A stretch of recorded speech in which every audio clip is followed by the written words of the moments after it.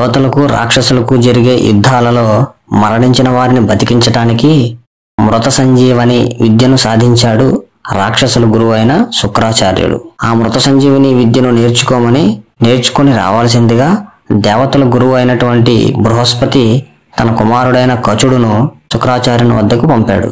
కచుడు శుక్రాచార్యుని ఆశ్రమానికి వెళ్లి శుక్రాచార్యుల వారికి నమస్కరించి తను వచ్చిన విషయం ఆయనకు తెలియజేశాడు. అంగీకరించాడు శుక్రాచార్యుడు. శుక్రాచార్యుల వారి కుమార్తె దేవయాని.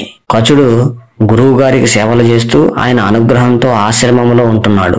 గురువు గారి కుమార్తె అయిన దేవయానికి కూడా సంతోషం కలిగించే విధంగా వారికి కావలసిన పనులను సమకూరుస్తూ విద్యను అభ్యసిస్తున్నాడు. మృత సంజీవని విద్యను అభ్యసించటానికి తమ గురువు వద్ద చేరాడు కచుడు అని తలచి రాక్షసులందరూ కలిసి ఒకనాడు ఆవులను మేపుటకు అడవికి పోయినటువంటి కచుడును చాటుగా పొంచి ఉండి కచుడు రాగానే కచుడును నరికి ముక్కలుగా చేసి నక్కలకు గద్దలకు వేశారు. సాయంత్రానికి గోవులు ఆశ్రమానికి చేరాయి. కానీ కచుడు రాలేదు. కచుడిని దేవయాని మనసారా ప్రేమిస్తుంది, ఇష్టపడుతుంది. దేవయాని కంట తడిబెట్టి తండ్రిని చేరి కచుడు వచ్చేదాకా నేను పచ్చి మంచినీళ్లు కూడా ముట్టను అని అంది. ఆ విషయం తెలుసుకుని శుక్రాచార్యుడు మృత సంజీవిని విద్యను ఉపాసించి కచుడును జీవింపచేశాడు. ఒక్కసారి దేవయాని కోరిక మేరకు పూలు తేవడానికి అడవికి వెళ్లిన కచుడుని రాక్షసులు చంపి శరీరాన్ని బూడిద చేసి సముద్రంలో కలిపారు. అప్పుడు కూడా దేవయాని కోరిక మీద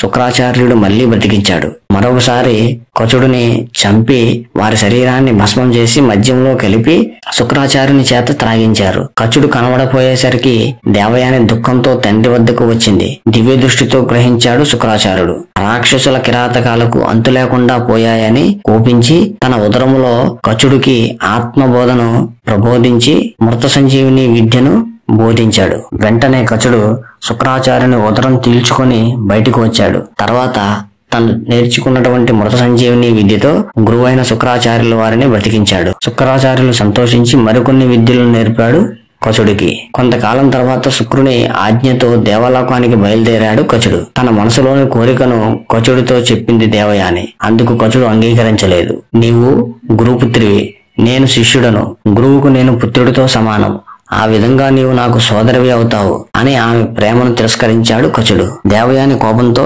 నీవు మా నాన్నగారి వద్ద నేర్చిన విద్య నీకు పనిచేయదు అని శపించింది. అందుకు కచుడు, ఓ గురుపుత్రి, క్షణికావేశంతో శపించావు. ఆ విద్య నాకు పనిచేయకపోయినా నేను ఉపదేశించిన వారికి వినియోగపడుతుంది. ముందు వెనక ఆలోచించక శపించినందుకు నీకు విప్రవంశీయునితో వివాహం జరగదు అని ప్రతిశాపం ఇచ్చి దేవలోకం చేరుకున్నాడు కచుడు. ఈ వీడియో చూసిన ప్రతి ఒక్క మిత్రులకు నా విన్నపం, ఈ కంటెంట్ మీకు నచ్చినట్లయితే లైక్ చేసి మీ ఫ్రెండ్స్ కు షేర్ చేసి ఇలాంటి మంచి కంటెంట్ కోసం మన ఛానల్ ని ఫాలో చేయండి. అలానే ఈ వీడియోకు సంబంధించి మీ అమూల్యమైనటువంటి సలహాలను సందేహాలను కూడా కామెంట్ చేయగలరు. Thanks for watching.